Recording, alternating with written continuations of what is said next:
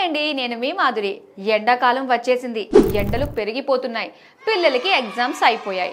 ఆటలు మొదలు పెట్టేశారు. అంత ఎండల్లో ఆడతారు కదా, మజ్జిగ తాగమంటే తాగరు.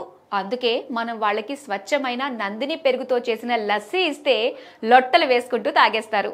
నందినియే ఎందుకు అంటే, నందిని అంటే స్వచ్ఛత. స్వయంగా మేము నందిని డైరీకి వెళ్లి చూసి వచ్చిన అనుభవంతో చెప్తున్నాము. పశువు దగ్గర పాలు సేకరించడం దగ్గర నుంచి పాలల్లోని బ్యాక్టీరియాని నిర్మూలించి కల్చర్ యాడ్ చేసి, అంటే మంచి పెరుగుతో తోడు పెట్టి ఆ పాలు పెరుగుగా మారేదాకా రూమ్ టెంపరేచర్ లో ఉంచి ఆ తరువాత చిల్లింగ్ ఛాంబర్స్ కి పంపించి టెంపరేచర్ కంట్రోల్ ఉన్న వాహనాలలో మన దాకా చేరుస్తారు. ప్యాకెట్ కట్ చేస్తే స్వచ్ఛమైన పెరుగు, దాని కమ్మదనం, రుచి అద్భుతంగా ఉంటుంది. కాబట్టి వెంటనే పిల్లలకి నందిని పెరుగుతో చేసిన చల్లని లస్సీ, మ్యాంగో లస్సీ లాంటివి ఇవ్వండి.